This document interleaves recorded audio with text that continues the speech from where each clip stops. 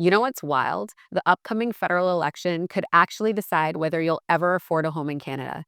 Think I'm exaggerating? Stick with me because the policies the next government rolls out could determine where interest rates go, how much home prices rise, and whether buying a property gets easier or harder. So today, we're breaking down what the 2025 election means for mortgages, housing, and real estate investors like you. If it's your first time here, make sure you hit the like and subscribe button because I give mortgage information weekly and I don't want you to miss out.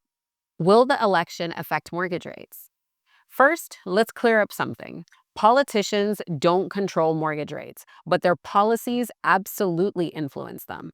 The Bank of Canada is the one that sets the interest rates, but their decisions are based on inflation, government spending, and economic stability. If the next government decides to increase spending and take on more debt, that can drive inflation up, meaning rates stay high for longer.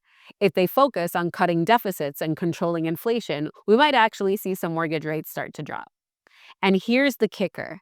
Higher government debt can push bond yields higher, which directly impacts fixed rate mortgages. Right now, every party is claiming they have a plan to fix housing. But what do these promises even really mean? Liberals, for example, expanding first time homebuyer incentives and extending the foreign buyer ban. Conservatives focused on reducing red tape for developers and increasing housing supply. Or NDP pushing for rent control and more government built housing projects.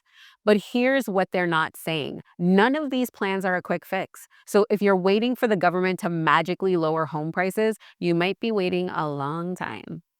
What should you do if you're buying or refinancing? If you're planning to buy in the next year, here's my advice.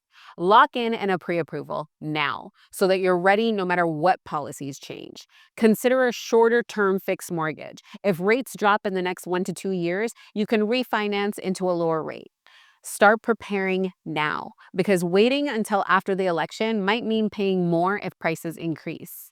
So tell me, do you think the next government will actually make home ownership easier or is it just more talk? Let's discuss in the comments. And if you're wondering how to navigate this housing market, let's chat. I'll make sure you're in the best position no matter what happens next. Follow me on Instagram, send me a message, and let's talk options.